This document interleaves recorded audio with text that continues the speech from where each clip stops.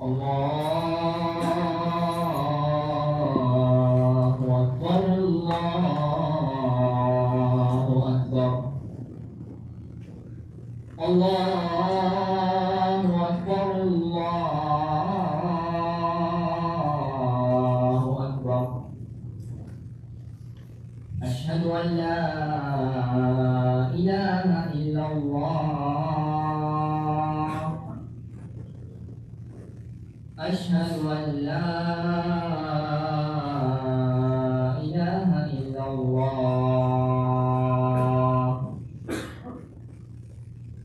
أشهد أن محمدا رسول الله أشهد أن محمدا رسول الله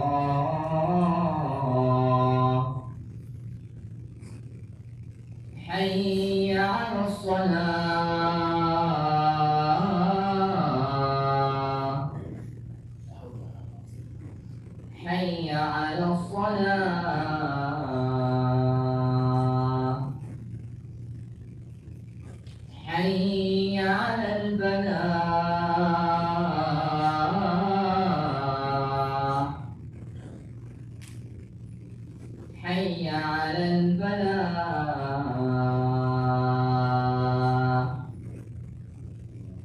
الله أكبر الله أكبر لا إله إلا الله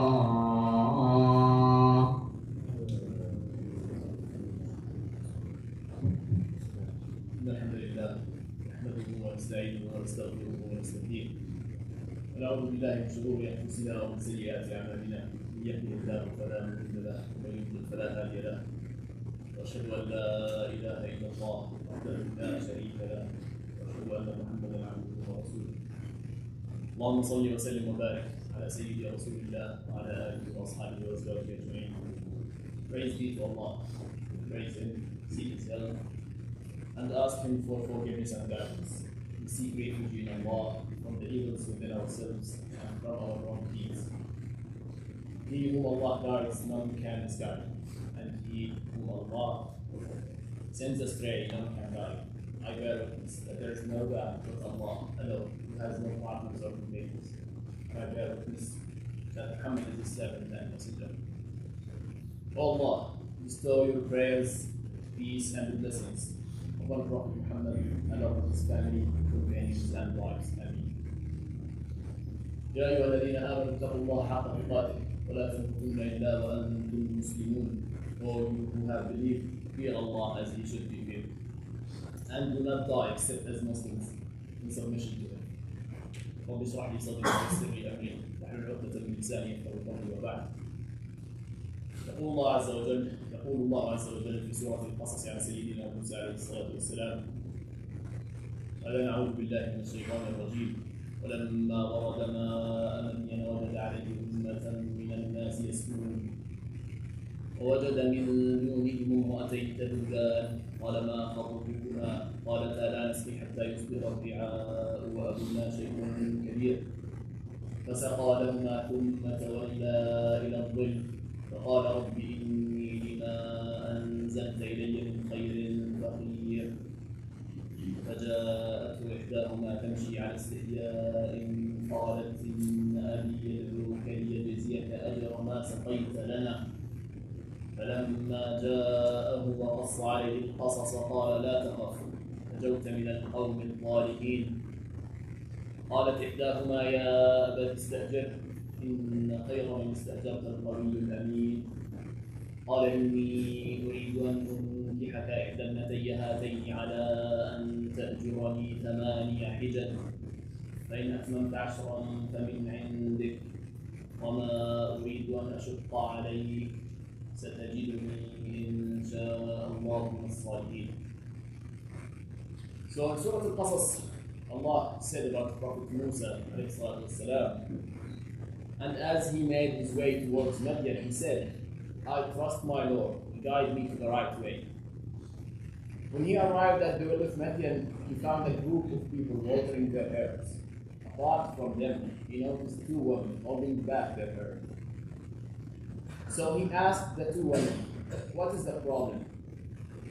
They replied, "We cannot water our animals until the other shepherds are done, for our father is a very old man." So he watered their herd for them, then withdrew to the shade and prayed, "My Lord, I'm truly in desperate need of whatever provision you may have in store for me." Then one of the two women came to him, walking bashfully. She said, "My father is inviting you, so he may reward you for watering our animals for us." When Musa came to him and told him his whole story, the old man said, "Have no fear.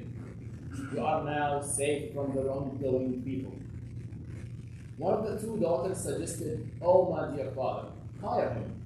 The best man for employment is definitely the strong and trustworthy one." The old man proposed, "I wish to marry one of these two daughters of mine to you, provided you stay in my service for 8 years. If you complete them, it will be a favor from you, but I do not wish to make it difficult for you. Allah willing, you'll find me a righteous man." Brothers and sisters, before getting into the subject of my khutbah today, let me talk a bit about these ayahs. Al-Imam Ibn Aqil al-Andalusi في تفسيره المحرر الحديث في تفسير الكتاب العزيز said about Prophet Musa. Prophet Musa left Egypt. When he left Egypt, he left it alone, without food, money, or even shoes. He was too afraid of people of Fir'aun. And he also did not even know the way to Madian. He did not have enough knowledge on how to reach Madian. So he asked Allah, "Guide me to it. عسى ربي أن يهديني سواء السبيل." So Allah guided him, and he arrived safely to Madian. And he was too hungry when he entered Madian, and after helping the two women, he asked Allah, "I'm truly in desperate need, or whatever provision you may have for me." And at the same day, Prophet Musa ended up having a wife, job, and a home. This is just a reminder about the fact that how powerful dua can be. Brothers and sisters, ask Allah everything. By everything, I mean everything. Easy or difficult. Do it or not. You can do it or not. Ask Allah. Because if Allah does not make it easy for you, it will not be. Even for the easiest things. Now let's just take a moment and imagine the whole scene. In one corner, there are the shepherds who are watering the herds, and apart from them, two women are waiting until the men are done. And then there's a stranger, Prophet Musa alayhi salam. No one knows him. He came and asked the woman, "What's the problem? What's wrong with you? Why don't you water your herds?" It's clear from the scene that there was no contact between the men, the shepherds, and the two women. Though this is a recurrent event. It's a recurrent event. But there was no contact, and the men did not offer any support. Because the women are always there, and that's their act. Before continuing, I should digress a bit to enrich the context of the scene by two ayats or two positions from the Quran Kareem. One of them is in Surah Al-Zumar, when Allah said, وَلَقَدْ أُوحِيَ إِلَيْكَ وَإِلَى الَّذِينَ مِن قَبْلِكَ لَئِنْ أَشْرَكْتَ لَيَحْبَطَنَّ عَمَلُكَ وَلَتَكُونَنَّ مِنَ الْخَاسِرِينَ. Which means it has already been revealed to you and to those prophets before you that if you associate others with Allah, your deeds will certainly be void, and you will truly be one of the losers. Al-Imam al-Baghawi in his tafsir Ma'alim al-Tanzil said, وَهَذَا خطاب مع الرسول صلى الله عليه وسلم والمراد منه غيره. وهذا خطاب مع الرسول صلى الله عليه وسلم والمراد منه غيره. Which means that those superficially this ayah addresses Prophet Muhammad and all the prophets before him, but Allah did not mean Prophet Muhammad and prophets. He meant other people. But why is that? Why to address Prophet Muhammad and all the prophets when mentioning the biggest sin human being can do, which is shirk? Because prophets are the role models. They are the role models for all humanity. And this is a sign that even the best human beings of all time, Allah mentioning this as a sign for us, even this human beings full time, if they do, and they will not, but if they allege that Allah's companions, then for sure they will be among losers. And the thing that we should take here, that though superficially the speech was to prophets, but Allah meant other people.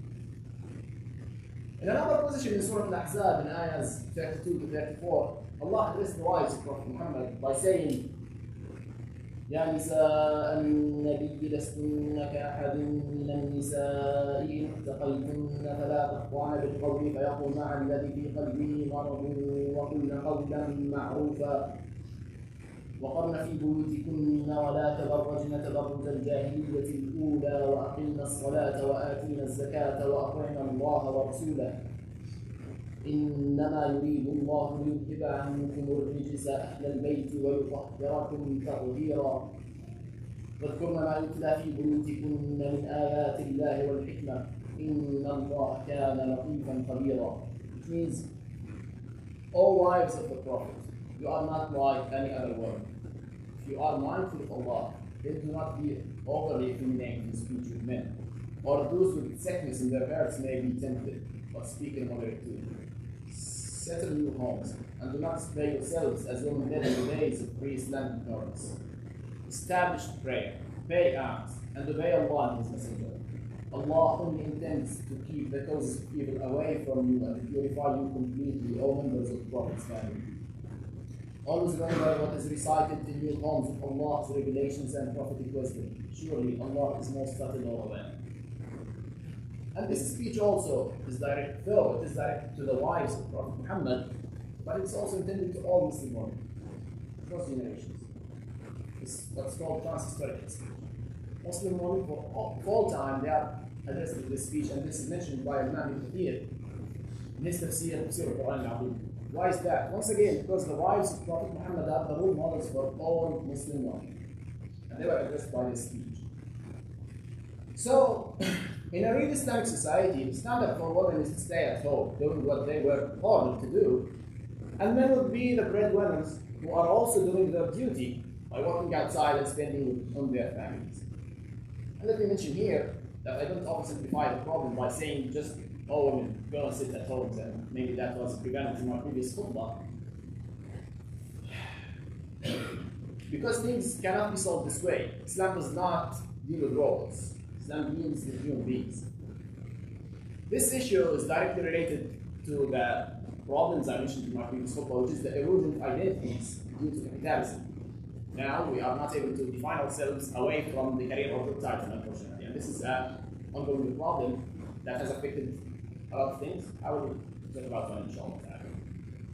Now let's get back to the two women of Madian who were forced to leave their home and water the herd due to their father's age. They mentioned Abuna Shaykhun Kabir. So they only watered the herd because their father is a very old man. These two women experienced two types or kinds of men. First group or first type are the men of their own city, the men who usually water their herd. These men have never ever offered any help to the two women. And the second type of men that those two women experience is an alien. They don't know he's an alien, he's stranger. Yet he offered himself, and he was too polite, and he courted him, and did not ask for any return, did not speak too much with him, just did the favor and withdrew to the ship. This experience led one woman to suggest or ask her father, "Oh, my father, hire me. The best man for employment is definitely the strong and trustworthy one." And this suggestion from this woman says something about the worries of this woman. She waters the herd, so she's worried about watering the herd. That's it. She's only thinking about hiring this strong and trustworthy man. But her father has different kinds of worries, which can be summarized in one question. Who will be the husband of my daughter? Will he be one of these non-chivalrous men who have never ever offered any help? This experience led the old man to offer the marriage of Prophet Musa alayhi salam told this story. This beautiful story in Quran Kareem says a lot of things about the accumulated experience across generations and how, I repeat, accumulated experience across generations and how this accumulated experience can lead to unbelievable, I would say, good endings or unbelievable results. But this expression, accumulated experience across generations, stipulates some stuff that we should discuss. First, we should have experience. That's the first thing. We should gain experience. And also, about experience, it's, you can't, basically, it's very rare that you can gain an experience without mistakes. It's very rare that you can get experience without mistakes. So that's the first thing. We should have experience. We should gain experience. We should learn. We should expand our knowledge, trial and error, and experiment with things. Brothers and sisters, I'm sorry, brothers, please go forward. And use other people and space.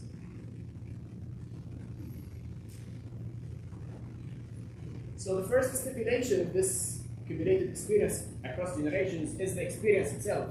Then it should be across generations, which means there should exist some form of communication between generations. This communication should take place without any fear, disrespect, or suppression. And here I should mention one very important thing, that this communication gets harder and harder by technological advancement. 100 years ago, the experience of a 50 years old man, maybe, or 60 years old man, was about cultivating his land, planting, and this stuff, right?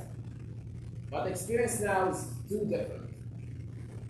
And I'm saying, and let's not talk about 100 years ago, let's talk about these generations that we mentioned now.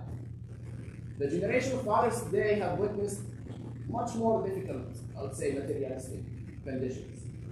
And their experience is much broader than that of their offspring. But the newer generations would have, I would say, much less experience, real experience. The experience of new generations is about how to have an account on Instagram, or how to watch a video on YouTube, how to download it. But this does not help you in life. This does not help you in life. This does not help you to get a job or etc. This does not help you to gain more knowledge in Islam or any other science or knowledge, etc. So this technological advancement makes what's called technological gap between generations. And if we don't address this technological gap consciously, most probably we will wake up after, I'd say, a couple of years on a kind of disaster. Brothers and sisters, this accumulated experience across generations requires everyone to be objective, such that we can build the hierarchy upon the proficiency, not age, color, race, or etc., among any reasonable criteria. This accumulated experience across generations requires parents to have the vision to foresee that in the future their own children will be alone, and they will encounter and face the reality alone. So they should have all the necessary tools to succeed in terms of dunya and akhirah. This requires us to stop defining parenting as securing materialistic needs for our offspring. And I know for sure that lots of parents do define parenting this way, as securing materialistic needs for our offspring and only. Because if a parent does this, then for sure they has taken the easiest and most probably the worst way of parenting. قل قولي هذا واستغفر الله لي ولكم ويا فوز المستغفرين استغفر الله.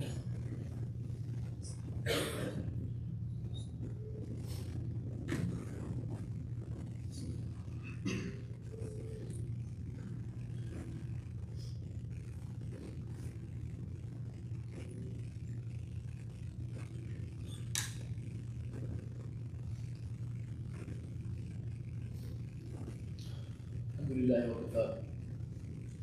والسلام على عباده الذين اصطفى وبعد. روى الترمذي والنسائي وابن ماجه عن ابي هريره رضي الله عنه قال: بعث رسول الله صلى الله عليه وسلم بعثا فانزلوا عدد فاستقرأ كل واحد منهم ما معه من القرآن. فأتى على رجل من أحدثهم سنا فقال: ما معك يا فلان؟ فقال: معي كذا وكذا وسورة البقرة. فقال: أمعك سورة البقرة؟ قال: نعم. قال: اذهب فأنت أميره. قال: اذهب فأنت أميره. So Tirmidhi and the Nasa'i and Ibn Majah narrated that Abu Hurairah, may Allah be pleased with him, said, the Messenger of Allah sallallahu alayhi wasallam sent an expedition force comprised of many, and he asked each what he could recite. So each one of them mentioned what he could recite, meaning what he had memorized of the Quran Kareem. He came to one of the youngest men among them and said, what have you memorized, oh so and so? He said, I memorized this and that and Surah Al-Baqarah. So Prophet Muhammad sallallahu alayhi wa sallam said, you memorized Surah Al-Baqarah? The man said, yes. Prophet Muhammad sallallahu alayhi wa sallam said, then go, for you are their commander. Then go, for you are their commander. This hadith of Prophet Muhammad sallallahu alayhi wa sallam is a complete evidence that the hierarchy in Islam is built upon proficiency and only proficiency, not age, race, color, or anything else. And if you want to climb the hierarchy, you should be more proficient and knowledgeable. Brothers and sisters, it is not too late. It's not too late to embrace our Islamic values instead of rudimentary criteria like age, race, color, etc. Or embrace alien criteria like having no standards at all, as postmodernism teaches us to do now. And I think those who are seasoned in one field now have a lot of difficulty opening social media. Because if they are professor in one field, they know that a lot of people who know nothing about this field talk about this field with much more confidence than those professors. And this is exactly what postmodernism brings us to do. We can do whatever we want to do. This is not how it goes in Islam. The hierarchy is very clear. If you want to climb it, you have to be man warships. Islam is a comprehensive religion that organizes our life from A to Z. And the more submissive we are to Allah, the more benefits we get from Islam in dunya and akhirah. Brothers and sisters, the importance of this topic, which is how and why to raise our children by ourselves, stems from the fact that today many entities compete to feed our children with different sets of values. And they do this using social media, TV shows, media, advertisements, etc. And unless we consciously allocate some of our daily time to our offspring to feed them with Islamic values that we want them to have, and to communicate with them, to have a safe communication with them, as I said, we wake up after a couple of years from a kind of disaster. Brothers and sisters, we shall know that we are accountable in front of Allah. According to the hadith of Prophet Muhammad sallallahu alayhi wa sallam, the Prophet Muhammad sallallahu alayhi wa sallam said, all of you are guardians and are responsible for your subjects. And before ending, I want to talk about 2 points. The first one is having a vision about how would you parent or raise your children starts way before committing marriage or before you marry. This is a decision that you do way before marriage. And if you do it before marriage, it for sure would and should affect your decision about who you're supposed to be. عباد الله إن الله وملائكته يصلون على النبي يا أيها الذين آمنوا صلوا عليه وسلموا تسليما. Indeed, Allah showers His blessings upon the Prophet and His angels pray for him. All believers invoke Allah's blessings upon him and salute him with working greetings of peace. اللهم صل على محمد وعلى آل محمد كما صليت على إبراهيم وعلى آل إبراهيم إنك حميد مجيد. اللهم بارك على محمد وعلى آل محمد كما باركت على إبراهيم وعلى آل إبراهيم إنك حميد مجيد. اللهم اغفر للمؤمنين والمؤمنات والمسلمين والمسلمات الأحياء منهم والأموات. يغفر الله فيما كنت عن الكبيرين فرج كرب المكروبين وكسر المأسورين. واغفر لنا وارحمنا يا خير من ملك. اللهم واخرج من اصلابنا من يعبدك ويوحدك ولا يشرك بك شيئا. ربنا اغفر لنا ولإخواننا الذين سبقونا بالإيمان ولا تجعل في قلوبنا غلا للذين آمنوا ربنا إنك رؤوف رحيم. ربنا اجعلنا مقيم الصلاة من ذرياتنا ربنا وتقبل دعاء. ربنا اغفر لنا ولوالدينا يوم يقوم الحساب. ربنا اغفر لنا ولآبائنا وأمهاتنا وارحمهم كما ربونا صغارا. اللهم اغفر لنا وارحمنا يا خير من ملك. اللهم إذا أردت بعبادك فتنة فاقبضنا إليك غير مفتونين. اللهم إن الله يأمر بالعدل والإحسان وإيتاء ذي القربى وينهى عن الفحشاء والمنكر والبغي يعظكم لعلكم تذكرون. Indeed, Allah commands justice, grace, as well as courtesy to close relatives. He forbids indecency, wickedness, and aggression. He instructs you so perhaps you will be mindful.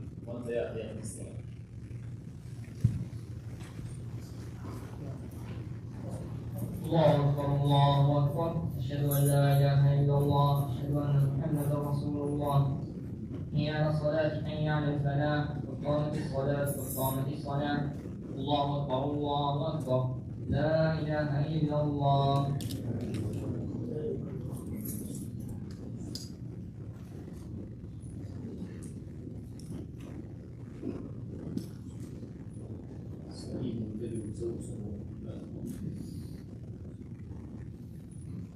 الله أكبر.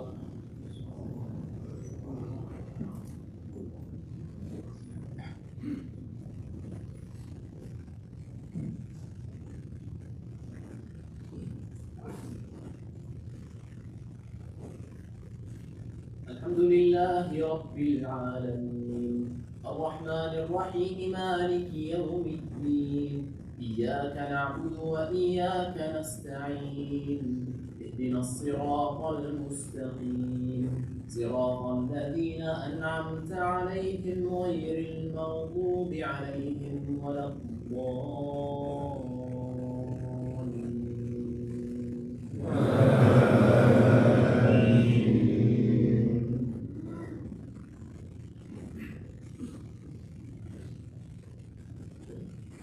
وأوحي إلى نوح أنه لن يؤمن من قومك إلا من قد آمن فلا تبتئس بما كانوا يفعلون واصنع الفلك بأعيننا ووحينا ولا تخاطبني في الذين ظلموا إنهم مغرقون. ويصنع الفلك وكلما مر عليه ملأ من قومه سخروا منه قال إن تسخروا منا فإنا نسخر منكم كما تسخرون. فسوف تعلمون من يأتيه عذاب يخزيه ويحل عليه عذاب مقيم. حتى إذا جاء أمرنا وفارت النور قل نحمل فيها من كل زوجين اثنين وأهلك إلا من سبق عليه القول وما آمن معه إلا قليل. وقال اركبوا فيها بسم الله مجريها ومرساها إن ربي لغفور رحيم. الله أكبر.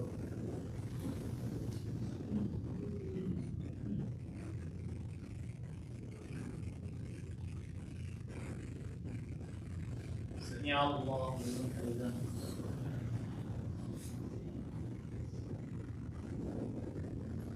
الله أكبر.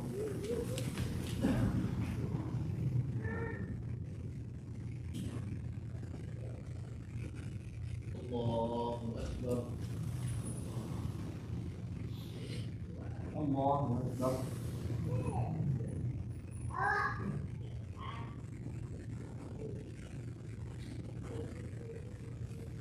الله أكبر. الحمد لله رب العالمين الرحمن الرحيم مالك يوم الدين إياك نعبد وإياك نستعين اهدنا الصراط المستقيم صراط الذين أنعمت عليهم غير المغضوب عليهم ولا الضالين.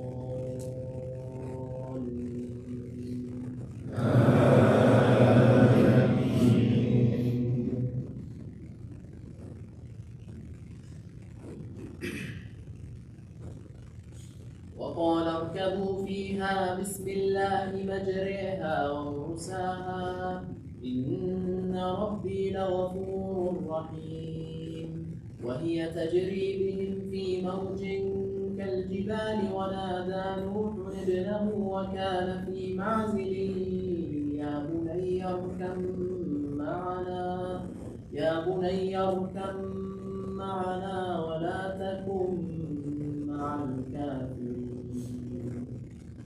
قال سآوي إلى جبل يعصمني من الماء قال لا عاصم اليوم من أمر الله إلا من رحم وحال بينهما الموج فكان من المغرقين. وقيل يا أرض ابلعي ماءك ويا سماء أقلعي وغيض الماء وقضي الأمر واستوت على الجود وقيل بعدا للقوم الظالمين.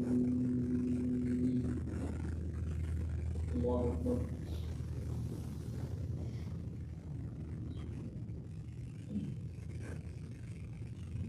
سمع الله لمن حمده. الله أكبر.